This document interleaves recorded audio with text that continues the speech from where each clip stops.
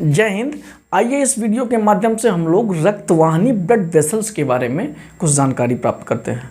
तो रक्तवाहिनी होता क्या है? रक्त को ले जाने वाली तथा ले आने वाली नसों को हम लोग रक्तवाहिनी कहते हैं। ठीक है, ब्लड वेसल्स कहते हैं।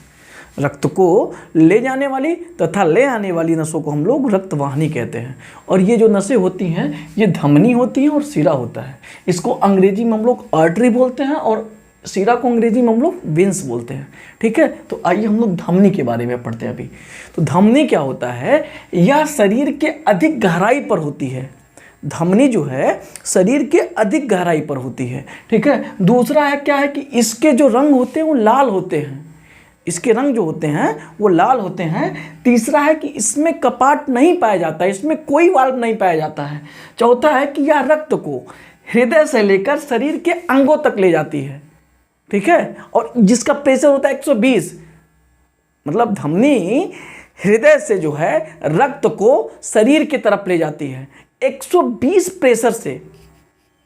ठीक है, और इसका जो अपवाद है इसमें ये मतलब देख जा कि मतलब फुफ्फुस धमनी जो है, फुफ्फुस धमनी इसका एक अपवाद है, इसको हम बाद की वीडियो में पढ़ेंगे। और एक क्वालिटी और इसमें कि इसमें धमनी में शुद्ध रक्त बहता है, शुद्ध रक्त प्रवाहित होता है। किसमें? धमनी में। ठीक है, अब आइए हम लोग सिरा के बारे में जानते हैं। तो सिरा में क्या होता है कि शरीर में कम गहराई पर पाया जाता है सिरा। ये देखो, ये आप देखेंगे ना तो यही जो है सिरा है। ठीक है, शरीर में कम गहराई पर पाया जाता है। इसमें रक्त दाब की स्पीड जो है कम होती है सिरा में। ठीक है, और वो जो स्पीड होती है वो 80 प्रेशर की होती है, 80 दाब की होती है। मतलब स्पीड जो है सिरा में 80 दाब की होती है और कम होती है। इसका रंग हल्का नीला होता है। अगर देखेंगे ना सिरा को यहाँ पे तो इसका रंग जो है हल्का नीला होता है, तो दिखेगा आपको। ठीक है, इसमें कपाट वाल्व पाया जाता है। ये देखो वाल्व है इस तरह का, इसलिए पाया जाता है। इसमें कपाट और वाल्व इसलिए पाया जाता है क्योंकि इसका जो प्रेशर होता है वो जो है बहुत कम होता है, मतलब धमनी से कम होता है। और 80 प्रेशर से मतलब इसका 80 प्रेशर होता है। तो इसमें क्या होता है कि सिरा में, सिरा का जो कार्य है वो रक्त को, ठीक है, हृदय की तरफ ले आता है सिरा। अगला पॉइंट यही है कि यह शरीर से रक्त को लेकर हृदय तक ले आती है सिरा। तो इसका प्रेशर 80 होता है, कम होता है। तो इसमें थोड़ा मतलब ब्लड फिर से ना चला जाए या ब्लॉकेज ना हो जाए, तो इसीलिए इसमें क्या है मतलब वाल्व पाया जाता है। ठीक है, इसीलिए इसमें वाल्व पाया जाता है, कपाट पाया जाता है, ताकि जो है ब्लॉकेज की मतलब वो समस्या ना रह पाए या फिर वापस लौटने में दिक्कत ना हो। ठीक है, ऊपर हृदय तक। फिर अगला है कि इसमें जो है अशुद्ध रक्त प्रवाहित होता है। सिरा में अशुद्ध रक्त प्रवाहित होता है और इसका जो अपवाद है वो फुफ्फुस सिरा है। ठीक है, इसका जो अपवाद है फुफ्फुस सिरा। इस फुफ्फुस सिरा और इसके अपवाद फुफ्फुस धमनी को हम लोग एक वीडियो में मतलब कॉन्सेप्चुअल तरीके से अच्छे से उसको हम समझ लेंगे। ठीक है, वही वीडियो बनाएंगे तो उसमें हम लोग समझ लेंगे। अब होता क्या है, देखिए कि जब यह रक्त को हृदय से लेकर शरीर के अंगों तक ले जाती है, धमनी का 120 प्रेशर से जब हृदय से रक्त को शरीर की तरफ ले जाता है 120 के दाब से, तो उस और फिर लौट के जो है सिरा 80 के दाब से ला के हमको मतलब ब्लड को हृदय तक पहुंचाता है, तो उसी को हम लोग बीपी कहते हैं। ठीक है, बीपी बराबर 120/80। ठीक, यही धमनी के रक्त को हृदय से लेकर शरीर के अंगों तक ले जाती है 120 के प्रेशर से। और सिरा में जो है इसमें रक्त दाब की स्पीड कम होता है। उधर से शरीर मतलब क्या होता है, सिरा में शरीर से रक्त को जो है कहाँ तक लाना, हृदय तक मतलब ले आना 80 के दाब से।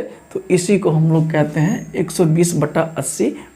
इसी को हम लोग बीपी कहते हैं, ब्लड प्रेशर कहते हैं। ठीक है, अब एक बात और है कि वेंस में ही देखा जाए, वेंस जो होता है तो सिरा में ही हम लोग कभी कभी हम लोग को डॉक्टर इंजेक्शन देता है आईवी।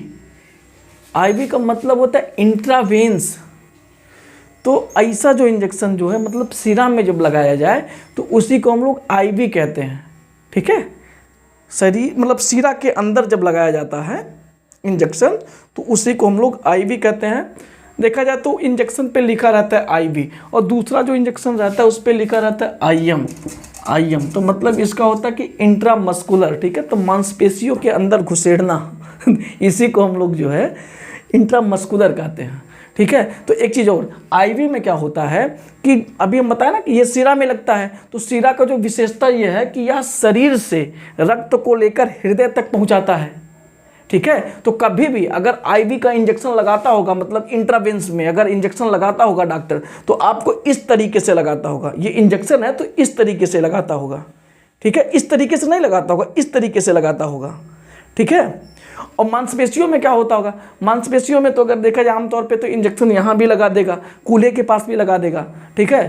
तो ये इंट्रामस्कुलर के अंतर्गत आता है। ये ऐसा इंजेक्शन जिसमें आईएम लिखा होगा वो मांसपेशियों में लगेगा, जिसमें आईवी लिखा होगा वो इंट्रावेंस मतलब सिराओं में लगेगा। कई कई इंजेक्शन ऐसे होते हैं कि जिसमें आईवी या आईएम ये दोनों रहता है, कि आप चाहे सिरा में लगा लो चाहे मांस में लगा लो, ये डॉक्टर के मतलब उस पर डिपेंड करता है, ठीक है। और एक बात और, कभी कभी क्या होता है कि जो मतलब हम लोगों को जब इंजेक्शन लगता है तो वो कभी कभी कठोर हो जाता है, यहाँ जम जाता है, हाथ उठता नहीं है। तो ऐसा क्यों होता है? ऐसा इसलिए होता है, देखो बाबू, होता क्या है कि जब डॉक्टर इंजेक्शन लगाता है आपको, तो सबसे पहले वो जो है निडल से, अपने निडल के अंदर जो वायु रहता है, ठीक है, उसको क्या करता है, निकाल देता है। इस तरीके से निकालता इसलिए बाबू क्योंकि रक्त में पाया जाता है हिपैरिन। तो हिपैरिन अगर ये वायु बबल्स मतलब एयर बबल्स निकालेगा नहीं इंजेक्शन से, और इंजेक्शन लगा दिया मांसपेशियों में, और लगाने के बाद या सिराओं में, और लगाने के बाद अगर देखा जाए तो फिर अगर संपर्क में आ गया, किसके, हिपैरिन के संपर्क में वायु आ गया, तो हिपैरिन के संपर्क में आते ही जो है वायु के संपर्क में आते ही हिपैरिन नष्ट हो जाता है, ठीक है। जैसे ही वायु के संपर्क में आएगा तो तुरंत ही हिपैरिन मर जाता है या नष्ट हो जाता है। और हिपैरिन ही ऐसा पदार्थ है जो ब्लड को जमने नहीं देता है, ठीक है। हिपैरिन ही ऐसा पदार्थ है जो ब्लड को जमने नहीं देता है। तो जब वायु के संपर्क में आएगा तो हिपैरिन मर जाता है, नष्ट हो जाता है स्वतः।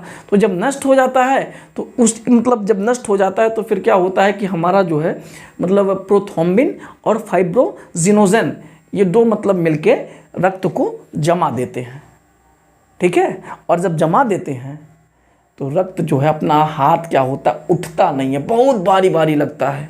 बाप रे जो है क्या हो गया, जो है डॉक्टर साहब सुई गलत लगा दिए, ऐसा सब बोलते हैं।